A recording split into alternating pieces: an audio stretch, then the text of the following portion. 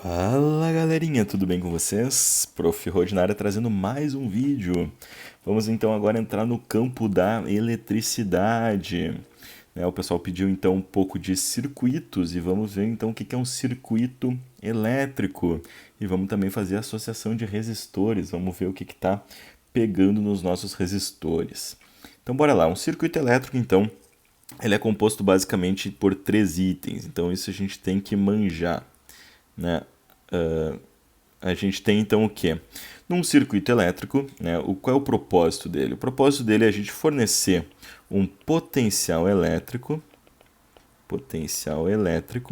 né, pode ser uma tomada, uma pilha, uma bateria, qualquer coisa que me forneça esse potencial, medido em volts, né, V de volts, V de volts, e a gente tem com o propósito esta energia elétrica ser consumida lá no meu resistor. Então aqui eu tenho R, a minha resistência. Resistência ou resistor, né? Resistência então medida em ohms, a nossa ferradurazinha, o ohms. Né? E o terceiro elemento é a corrente elétrica, né? O movimento então que os meus elétrons fazem. Então corrente elétrica, a quantidade de elétrons que passa ali pelo tempo. Então aqui, né, o que a gente tem? A gente tem que esta resistência, ela sempre tem um valor fixo. Né? A gente vai ligar um chuveiro, vai ligar qualquer aparelho eletrônico, um secador de cabelo, uma chapinha para as gurias, a gente tem ali uma determinada resistência que vai estar consumindo essa energia elétrica, certo? Então, quanto mais potencial eu carrego aqui, né? Se eu ligo numa tomada, se eu boto mais pilhas, certo? Maior vai ser a minha corrente. Então aqui a gente chega na primeira lei de Ohm.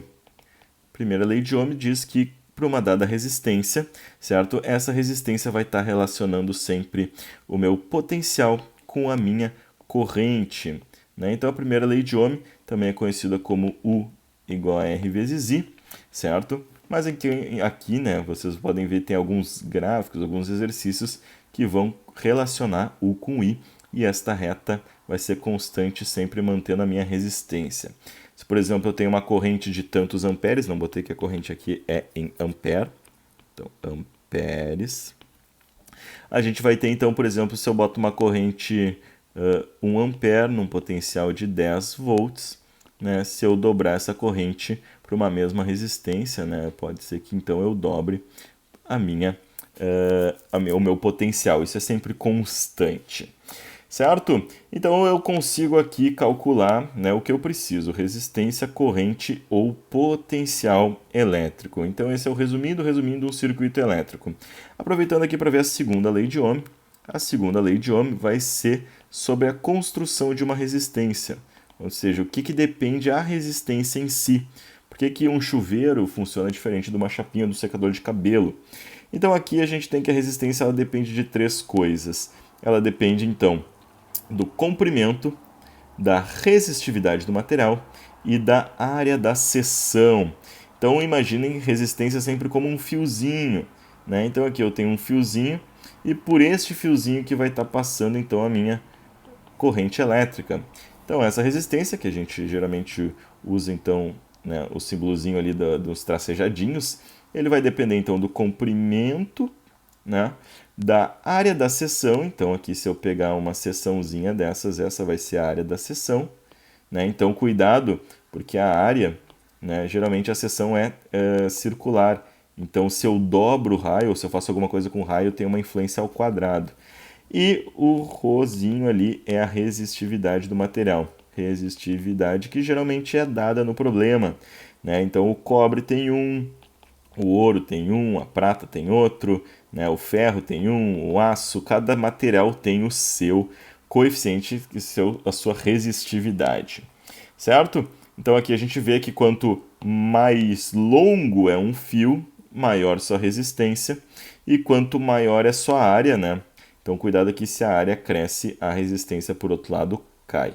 E se aumento aqui o L, a resistência também aumenta.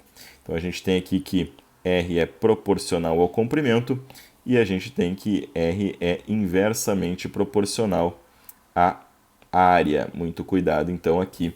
Se eu aumento a área, fica mais fácil, né? Imagine resistência sempre como resistência mesmo, tipo, ao quão difícil é passar por aí, né? Se eu tenho uma área maior, passa mais elétrons ali de boa. Se eu tenho uma área menor, fica mais difícil dos elétrons passarem. Se eu tenho uma coisa mais curta, passa mais rápido. Se eu tenho uma coisa mais longa, a resistência aumenta. Tranquilo? Primeira parte de circuitos? Vamos fazer sobre associação no próximo vídeo. Tranquilo? Um abraço!